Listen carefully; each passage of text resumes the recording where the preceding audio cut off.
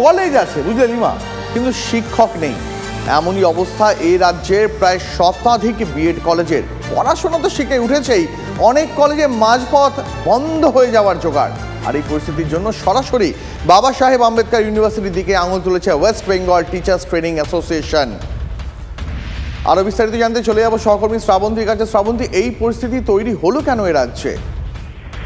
দেখো দীপ, গতকালই আমরা দেখেছি যে নবান্নের পক্ষ থেকে মনীষ জৈন শিক্ষা সচিব তাকে সরিয়ে দেওয়া হয়েছে এবং যেটা মনে করা হচ্ছে যে যেভাবে বিভিন্ন অভিযোগ উঠে আসছিল বিভিন্ন জায়গা থেকে, কলেজ থেকে, তার ফলস্বরূপ এটা একটা স্টেপ বলা যেতে পারে, পদক্ষেপ।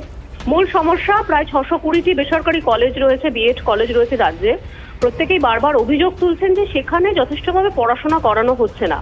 কলেজগুলো অভিযোগ করছেন যে যারা পড়াবেন, অর্থাৎ যে সমস্ত অ্যাসিস্ট্যান্ট প্রফেসররা পড়াবেন, তাদের যখন ইন্টারভিউ নেওয়া হচ্ছে তখন এই বাবা সাহেব আম্বেদকর ইউনিভার্সিটি এমন বিভিন্ন নিয়ম জারি করছে যার জেরে শিক্ষক পাওয়া দুষ্কর হয়ে যাচ্ছে এবং একটা কলেজ বারবার আদালতের দ্বারস্থ হচ্ছে শুধুমাত্র একজন অ্যাসিস্ট্যান্ট প্রফেসর পাওয়ার জন্য, যার জেরে এই কলেজগুলি প্রায় মুখ থুবড়ে পড়েছে এবং অবিলম্বে তারা শিক্ষামন্ত্রী তার কাছেও দ্বারস্থ হয়েছে যে এই পরিস্থিতি থেকে যদি না তারা বেরোতে পারেন তাহলে আগামী করে দিতে তারা বাধ্য হবেন। শ্রাবন্তী, অভিযোগ তো গুরুতর, মানে পরিকাঠামো নিয়ে প্রশ্ন তুলে প্রথমে অনুমোদন বাতিল করে দেওয়া হচ্ছে, তারপরে কলেজের মালিকের কাছ থেকে ফোন করে ঘুরপথে লাখ লাখ টাকা তোলা চাওয়া হচ্ছে।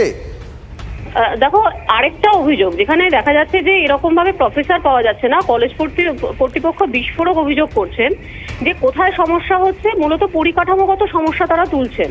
বাবা সাহেব আম্বেদকরের বক্তব্য রয়েছে যে কলেজগুলোর পরিকাঠামোগত অনেক সমস্যা রয়েছে, তার মধ্যে অন্যতম হলো ফায়ার সার্ভিস সেখানে প্রপার নেই। এখন নিয়ম অনুসারে প্রত্যেকটি কলেজে একমাত্র ডিজি যেতে পারেন এবং তিনি পুরো কলেজটা চেক করবেন, তারপরে তিনি অনুমোদন দেবেন। রাজ্যে 620টা কলেজে যদি একমাত্র, যেহেতু ডিজি একজন রয়েছেন গোটা রাজ্যে, তিনি যদি শুধুমাত্র একা যান তাহলে কিভাবে তার পক্ষে সম্ভব? কারণ সেটা এক বছরেও সেটা সম্ভব হবে না। তাহলে কিসের দোহাই দেখে তাদের অনুমোদন বাতিল করে দেওয়া হচ্ছে, এই প্রশ্ন তুলছেন। অভিযোগ রয়েছে যে যখন টাকা চাওয়া হচ্ছে, একটি কলেজে প্রত্যেক বছর অ্যাফিলিয়েশন পেতে 1 লক্ষ টাকা লাগে, সেই 1 লক্ষ টাকা দেবার পরে যখন অনুমোদন এই কলেজগুলো পাচ্ছে না, তাদেরকে ফোন করে বিভিন্ন সূত্র মারফত টাকা চাওয়া হচ্ছে। তোমাকে ধন্যবাদ। কলেজগুলোকে প্রতি বছর এই অ্যাফিলিয়েশনের নাম করে তাদের উপরে চাপ সৃষ্টি করে তাদের কাছ থেকে বেআইনিভাবেও অর্থ রোজগার করা হচ্ছে। এই ইউনিভার্সিটির অ্যাডমিশন প্রসেস থেকে শুরু করে, রেজিস্ট্রেশন প্রসেস থেকে শুরু করে আপনার পরীক্ষা পদ্ধতি সব কিছুই কিন্তু অনলাইনের মাধ্যমে, সফটওয়্যারের মাধ্যমে জেনারেট হচ্ছে। কিন্তু দেখা যাচ্ছে ইন্টারভিউ প্রসেসের ক্ষেত্রে সেই কোনো সফটওয়্যার এখানে জেনারেট করা হচ্ছে না।